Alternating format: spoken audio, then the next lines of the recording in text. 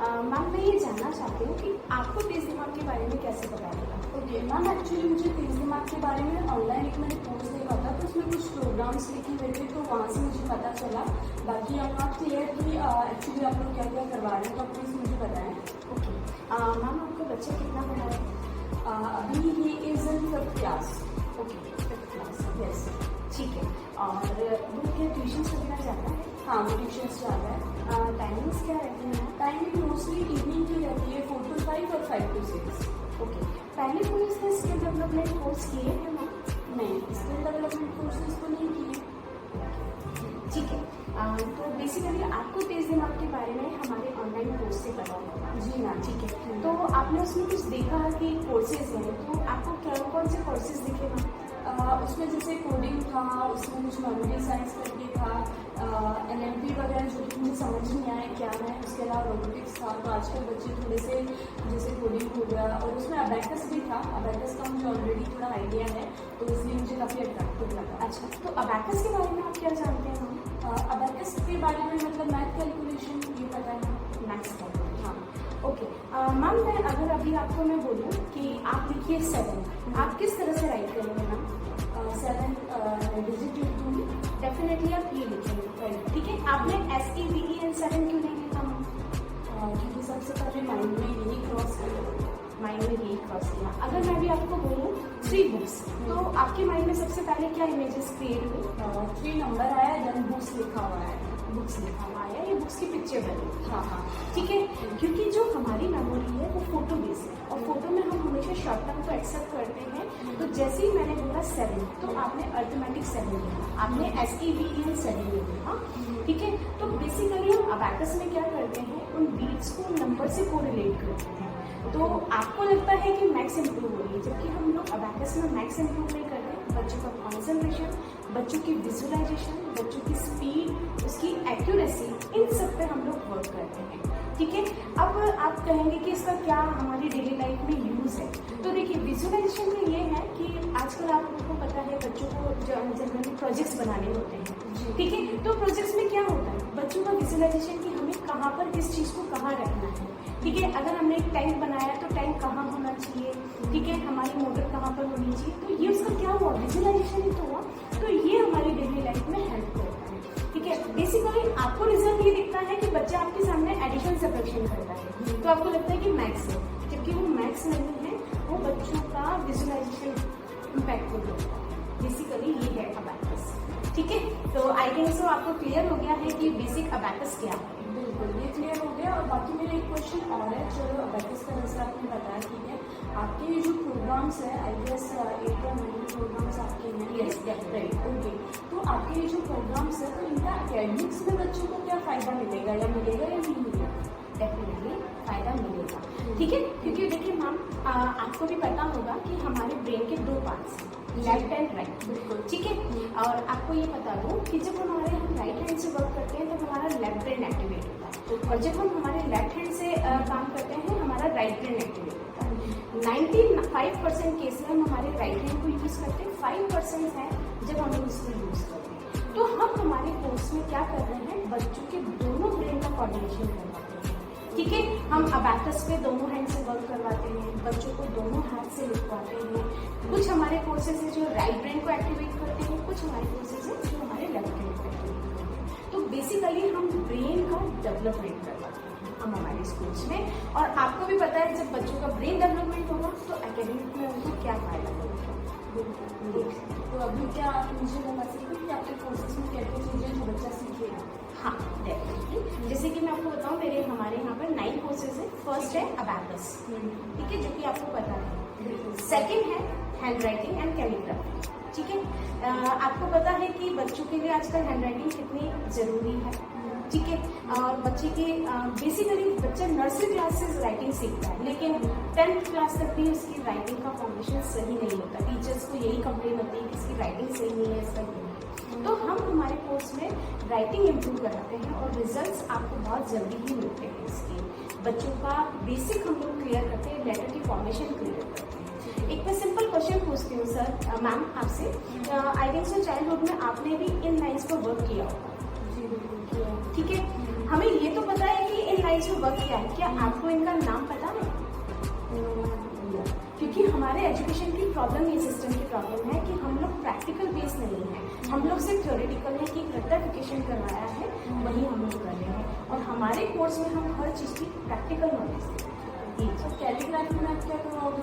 Calligraphy में क्या होता है, जो हमारे फॉन्ट है, ठीक है, जो लेटर्स है उन्हें आर्टिस्टिक फॉन्ट बनाना है, वो हम लोग कैलीग्राफी में करवाते हैं। बच्चों के जैसे प्रोजेक्ट्स हैं, कुछ भी उनके तैयार करने हैं, तो उस पर कुछ आर्टिस्टिक वे में लिखना है, तो वो बच्चा कैलीग्राफी के थ्रू करता है। ओके मैम, ठीक है। थर्ड है हमारे पास है हमारा कोडिंग। ठीक है, आपको पता है आजकल की ये रिक्वायरमेंट है, बच्चे गेम खेलते हैं, लेकिन हमारे साथ में हमारे बच्चे गेम बनाते हैं। अच्छा, ठीक है, तो हम लोग कोडिंग में क्या करते हैं, बच्चों की टेक्स्ट बेस्ड कोडिंग करवाते हैं। ठीक है, वहाँ पर बच्चा गेम बनाता है और अपना ऐप बनाता है, ये हम लोग हमारी कोडिंग से होता है। ठीक है, फोर्थ है हमारा मेमोरी साइंस। ठीक है, मेमोरी साइंस क्या है, किसी भी चीज़ को कितनी लॉन्ग टाइम तक हम याद रखें। ठीक है, आपके भी बचपन का कोई इंसिडेंस आपको अभी तक याद होगा, क्यों ऐसा हुआ?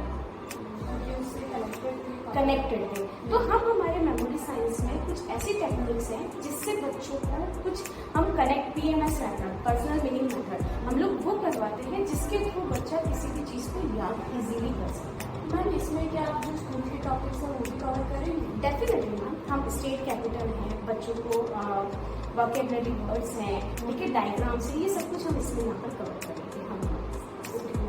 ठीक है, फिफ्थ है हमारे पास में हमारा रोबोटिक्स। ठीक है, रोबोटिक्स में क्या है कि बच्चों को हम प्रोजेक्ट्स बनाना सिखाएंगे। आपने देखा होगा बच्चे बुक्स में पढ़ते हैं कि CO2 कार्बन डाइऑक्साइड कैसे बनता है, लेकिन उन्होंने कभी प्रैक्टिकल नहीं किया हुआ। वो लोग प्रैक्टिकल कब करते हैं? 11th एंड 12th में। ठीक है, जब वो साइंस स्ट्रीम चुनते हैं तब वो करते हैं। ठीक है, एक LED बल्ब जल रहा है, बच्चों को फिगर में बताया जाता है बुक्स में कि जल रहा है, लेकिन उन्होंने कभी प्रैक्टिकल नहीं किया होता है। हम रोबोटिक्स में यहाँ पे बच्चों को प्रैक्टिकल करके हैं। ठीक है, बच्चा खुद उस LED बल्ब को कैसे जलता है वो उस सर्किट को बनाएगा, उसे पता होगा कि कौन सा वायर कहाँ जुड़ेगा, किससे जुड़ेगा, किस तरह से होगा। ये हम लोग हमारे रोबोटिक्स में। तो ये मतलब कि जैसे मेरा बच्चा 5th स्टैंडर्ड में है, तो उस एज में वो ये सब कर लेगा? हाँ, कर लेगा सर ये सब। चलिए नेक्स्ट है मैम वैदिक मैथ्स। ठीक है, वैदिक मैथ्स है वो हमारी टोटली मैथ्स है, प्योरली मैथ्स है। ठीक है, इसमें हमारे पास में 16 सूत्रांश और 13 सब सूत्रांश होते हैं, जिससे बच्चों के लिए मैथ्स बहुत ईजी हो जाता है। तो बहुत बड़ी से बड़ी कैलकुलेशन भी बहुत इजीली हो पाती है। ठीक है, नेक्स्ट है हमारे पास में NLP, जो कि आपको पता नहीं था कि क्या है, मैंने पहली बार सुना है। ठीक है, देखिए क्या होता है कि जिस तरह से हम हमारी बॉडी को फिट रखने के लिए एक्सरसाइज करते हैं, इसी तरह से हमारे ब्रेन को भी फिट रखने के लिए हमें एक्सरसाइज करनी है। उसी को हम लोगों ने कोर्स है वो है न्यूरो लिंग्विस्टिक प्रोग्राम, NLP। ठीक है, जिसमें हम लोग बच्चों का ब्रेन जिम करते हैं। ठीक है, आपका लेफ्ट और राइट ब्रेन किस तरह से कोऑर्डिनेट होता है वो हम लोग इस कोर्स में करवाते हैं। कुछ हमारे पास में यहाँ पर फिजिकल एक्सरसाइज है, कुछ हमारी वीडियोस के थ्रू एक्सरसाइज है, जिससे बच्चों का ब्रेन डेवलप होता है। ठीक है, तो थोड़ा सा मुझे लोग क्लियर करेंगे, जैसे NLP में मतलब आप फिजिकल बच्चों से एक्सरसाइज करवाते हैं, इसके अलावा और क्या करवाते हैं मतलब ब्रेन डेवलपमेंट के लिए? ब्रेन डेवलपमेंट के लिए मैम कि जिस तरह से आप अभी यहाँ पर बैठे हैं, ठीक है, आपको सिर्फ आप मेरी तरफ देखिएगा, मेरी तरफ देखिएगा। मैम मैंने अभी किस कलर की वॉच पहन रखी है, मेरी तरफ देखिएगा मैम। आपने हल्का सा ऑफ वाइट टाइप का वॉच पहना है। ठीक है, तो हम लोग बच्चों की यहाँ पर ब्रेन जिम के थ्रू इसी मेमोरी को हम लोग करते हैं कि क्योंकि मैंने जैसे ही आपसे पूछा मैंने किस तरह की वॉच है, फर्स्ट टाइम आपका लोग मेरी वॉच पे चला गया। ठीक है, तो बच्चा यहाँ पर ब्रेन जिम के थ्रू किसी भी फोटो को फटाफट अपने माइंड में कैप्चर करेगा, ये हमारा ब्रेन जिम। ठीक है, नेक्स्ट है हमारा DMO, डर्मेटोग्राफिक मल्टीपल इंटेलिजेंस टेस्ट। हर एक बच्चे के यूनिक फिंगरप्रिंट्स होते हैं। ठीक है, और हर एक बच्चा अपनी एक यूनिक आइडेंटिटी से इनबॉर्न होता है। ठीक है, उनकी अलग अपनी कुछ इनबॉर्न टैलेंट्स होते हैं, लेकिन हम लोग क्या करते हैं, एक बच्चे को दूसरे बच्चे के साथ कंपेयर करते हैं कि उसके मार्क्स सारे तुम्हारे क्यों नहीं, लेकिन हमें बेसिकली यही नहीं पता होता कि इसकी लर्निंग पैटर्न क्या है और उस बच्चे का लर्निंग पैटर्न क्या है।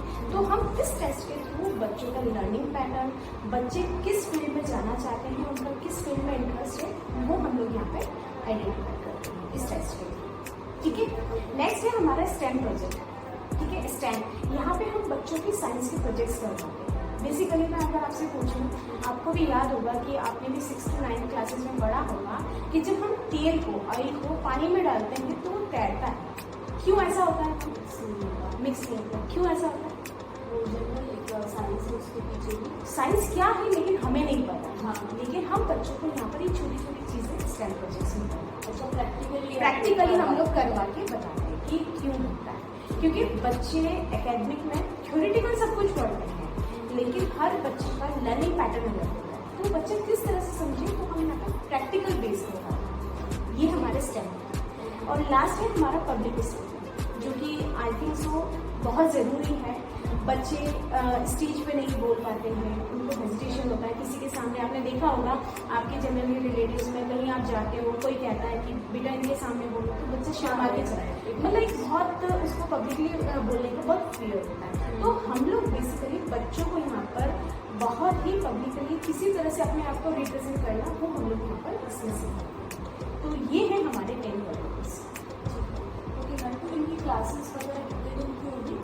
मैम इनकी once in a week class होती है, 3 आवर्स की क्लास होती है। 3 आवर्स एक ही दिन में होगी? एक ही दिन में होती है। अच्छा, ठीक है। लेकिन हमारे यहाँ पर ये पैटर्न है कि अगर आप 3 आवर्स कंटिन्यू भेजने में नहीं है, क्योंकि बहुत सारे पेरेंट्स हैं जो संडे कहीं पे जाते हैं, तो 1.5 आवर 1.5 आवर के हम 2 क्लासेस देते हैं। इस तरह का हमारा है। अच्छा, और डेज कौन से होंगे मैम? मैम हमारा न्यू बैच स्टार्ट है मंडे एंड ट्यूजडे। ओके, ठीक है। और इसमें आपने मुझे बताएंगे 10 कोर्सेज है, तो मंडे ट्यूजडे, तो क्या ये डेज में मतलब शिफ्ट कर सकते हैं अगर हमारे लिए कंफर्टेबल नहीं है मंडे ट्यूजडे? मैम देखिए, अभी न्यू बैच जो स्टार्ट है वो हमारा मंडे ट्यूजडे ही है। अगर आपको लग रहा है कि आप इसमें कंफर्टेबल नहीं है, तो हमारा जब भी न्यू बैच स्टार्ट होगा हम आपको बताएंगे। ठीक है। और आपका ये जो पूरा करिकुलम है वो ओवरऑल कितने टाइम पर जो बच्चा सारे 10 प्रोग्राम आपके सीख लेगा? हाँ बिल्कुल मैम। देखिए हमारा जो कोर्स है वो 8 लेवल का है, ठीक है। और पर लेवल हमारा 3 मंथ्स का है, ठीक है। लेकिन ऐसा नहीं है कि हम फर्स्ट लेवल में ही हम 10 कोर्सेज यहाँ पे कंप्लीट कराएंगे, नहीं। बच्चे की कैपेसिटी के अकॉर्डिंग हम पर लेवल 2 to 3 कोर्स हम लोग लेते हैं। अच्छा, ठीक है। और उसमें हम लोग कवर करते हैं बच्चों का 3 कोर्सेज। तो आप मुझे एक एग्जाम्पल के तौर पर बता सकते हैं कि पहले लेवल में कौन कौन से कोर्सेज कवर होंगे? डेफिनेटली मैम, फर्स्ट लेवल में हमारे पास में abacus, hand writing, memory science और एनएलपी, ये हमारा कवर। अच्छा, और ये 3 महीने तक नहीं चलेगा? 3 महीने तक नहीं बचेगा। अच्छा, ठीक। टोटल कितना टाइम लगेगा? 3 मंथ्स का, एक लेवल कंप्लीट करने में 3 मंथ्स और पूरा कोर्स करने में 24 मंथ्स। 24 मंथ, मतलब 2 साल का ये पूरा करिकुलम। हाँ राइट। ओके मैम, ठीक है। और एक चीज़ और है, जैसे आपने ये सारे प्रोग्राम्स कर रहे हैं, ब्रेन डेवलपमेंट से रिलेटेड हो गया, अबाकस हो गया, टेक्नोलॉजी साइंस से रिलेटेड, तो ये जो प्रोग्राम्स है वो स्कूल की पढ़ाई से कैसे अलग है? मैम मैंने आपको पहले कहा हम लोग पढ़ाया जाता है प्रैक्टिकल बेस्ड, अच्छा, ठीक है। स्कूल में आपको स्टेम पढ़ाया जाता है, लेकिन मैंने आपको क्या कहा था, वो थ्योरी बुक्स में ही करवाया जाता है, ठीक है। वो पानी में ऑयल को मिला के वहाँ पे नहीं दिखाएंगे, वो हम लोग यहाँ पे प्रैक्टिकल करें, तो हम लोग प्रैक्टिकल बेस्ड है। ठीक है। और इसके अलावा जैसे आप मंडे ट्यूजडे की अगर आप क्लास बता रहे हैं 2 दिन की, तो अब क्या बच्चा तो ऑलरेडी ट्यूशन और अदर एक्टिविटीज़ में भी इन्वॉल्व है, ठीक है। जैसे उसे स्पोर्ट्स के लिए भी क्लब ज्वाइन करा रखा है, प्लस ट्यूशन्स भी जाता है, तो उसके बीच मतलब उसके पास उतना टाइम नहीं बचेगा, तो कैसे मतलब? तो मैम उसके लिए फिर हम लोग, हमारा जब भी न्यू संडे बैच स्टार्ट होगा तो मैं आपको वो टाइमिंग दे दूँगी। इसीलिए मैंने, आप जब आए थे मैंने पूछा था आपसे कि बच्चा आपका ट्यूशन जा रहा है या नहीं जा रहा है, तो उसके लिए जब हमारा संडे बैच अगर आपको समझ में कंफर्टेबल है तो हम लोग संडे बैच। तो आपके जो कोर्सेज हैं और जो आप लोग पढ़ाएंगे, तो इसका रिजल्ट कितने दिन में बच्चे में दिखेगा, हमें जो विजिबल दिखेगा, कितना रिजल्ट आएंगे? हाँ देखिए मैम, बहुत अच्छी बात है, क्योंकि बच्चा हमारे पास में एक दिन आएगा 3 घंटे के लिए, लेकिन डेली 10 मिनट्स आपको प्रैक्टिस करना। अब आप कहेंगे कि मुझे तो अबाकस आता ही नहीं, मैं कैसे करूँ? हाँ। तो वो मैं आपको सिखाऊंगी कि आपको प्रैक्टिस क्या होगा, लेकिन 10 मिनट्स आपको देना। अच्छा, आप लोग गाइड करेंगे कि बच्चे को घर पे क्या करवाना है, कैसे करवाना है, वो हम लोग आपको गाइड करेंगे। ये 10 मिनट जब आप प्रैक्टिस कराएंगे, है ना, तो आपको डेफिनेटली 1 मंथ में ही रिजल्ट आपको दिखने चाहिए। 1 महीने में मतलब रिजल्ट आपको लगेगा कितने बच्चे हैं। लेकिन अगर आपने 10 मिनट्स प्रैक्टिस नहीं कराई, तो आप यहाँ पे 6 मंथ भी कराएंगे, तब भी आपको लगेगा मेरे बच्चे में कुछ नहीं। ठीक है, तो मान लेते हैं पर ये लेट्स अज्यूम कि हमने आपने जैसे गाइड किया वैसे हमने 10 मिनट बच्चों को दिए, घर पे सब क्लासेस अच्छे से अटेंड कर रहे हैं, ठीक है, सारी चीज़। तो क्या ये जब वो कोर्सेज ये सारे बच्चा पढ़ रहा है, अच्छे से पढ़ भी रहा है, तो क्या उसका इफेक्ट उसके एकेडमिक्स में भी दिखेगा, क्या वो उसमें भी अच्छा होगा? डेफिनेटली अच्छा होगा। जब बच्चे प्रैक्टिकली कर रहे हैं, हैंड राइटिंग उसकी इम्प्रूव हो रही है तो एकेडमिक में दिखेगी। अब बैकअप में जब विजुअलाइजेशन इम्पैक्टफुल हो रहा है तो आपको पूरे सब्जेक्ट्स में दिखेगा। बच्चा जब क्लास में, आपको एक बात बताती हूँ, एक क्लास में 30 स्टूडेंट है, ठीक है, मैथ्स वाली टीचर उन 30 स्टूडेंट्स को वो कॉन्सेप्ट समझा रही है, ठीक है, 15 बच्चों को वो कॉन्सेप्ट समझ में आता है। रेस्ट 10 बच्चों का क्या होगा, अगर वो घर पर जाके रिवाइज करेंगे तब समझ में आएगा।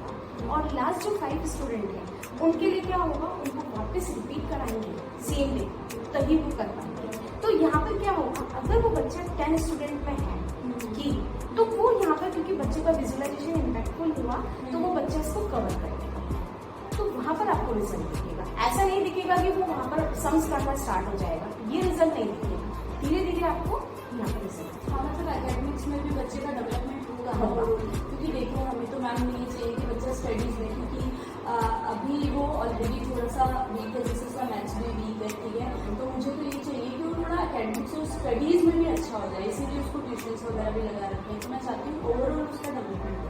डेफिनेटली होगा, जब ब्रेन डेवलप होगा तो ओवरऑल उसका डेवलपमेंट होगा। अच्छा, और आपके ये जो कोर्सेज है उनकी फी क्या रहेगी? मैम देखिए, 1000 रुपीज़ हमारे पास में हमारा रजिस्ट्रेशन अमाउंट है, ठीक है, जो कि 1 टाइम ठीक है, ओके, एंड 3000 रुपीज़ पर लेवल फीस, यानी कि 3 मंथ्स का है 3000 रुपीज़। तो स्टार्टिंग में दैट मीन्स कि 1000 रुपये रजिस्ट्रेशन में है और 3000 यानी कि आपको 4000 हमें पे करना है। अच्छा, स्टार्टिंग एडमिशन और फिर बाद में हर लेवल वाइज फीस होगी, मंथली नहीं, लेवल लेवल वाइज फीस। ठीक है, ओके, तो थोड़ा सा 2000 ऑलरेडी बच्चा इतनी चीज़ों में एंगेज है, थोड़ी सी फीस ज़्यादा लगेगी। मैम मैं आपको एक बात बता रही हूँ, बच्चा ऑलरेडी आपके पास स्कूल जा रहा है, ठीक है, फिर भी आपने ट्यूशन्स कराया, क्यों मैम? क्योंकि ऑलरेडी वही चीज़ तो वहाँ स्कूल में पढ़ रहा है, तो क्यों कराया स्कूल ट्यूशन? में थोड़ा सा और उसकी ग्रिप बन जाए, ग्रिप बन जाए, ग्रिप बनाने के लिए आपने उसको ट्यूशन्स भेजा, जबकि हम यहाँ पे सिर्फ ब्रेन डेवलपमेंट के लिए आपको 9 प्रोग्राम्स 10 प्रोग्राम्स सिर्फ आपको इसमें, तो ये तो बहुत नॉमिनल कॉस्ट है। और जब आप क्लासेस अटेंड करेंगे तो आपको लगेगा कि हम तो बहुत दे रहे हैं और ये बहुत छोटा है, आपको ये खुद को फील हो जाए। ठीक है, okay ma'am, so thank you so much.